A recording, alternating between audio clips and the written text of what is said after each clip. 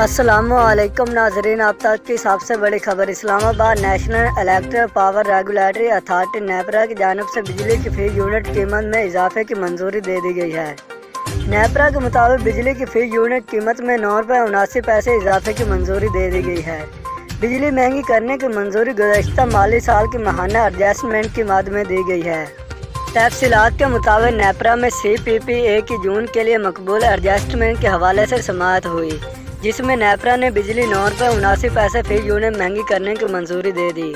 اس حوالے سے نیپرا حکام کا مذاکرہ اضافے کا اطلاق لائف لائن الیکٹرک صارفین پر نہیں ہوگا۔ یہ اضافہ جون کی ماہانہ مقبول ایڈجسٹمنٹ کی مد میں کیا گیا ہے۔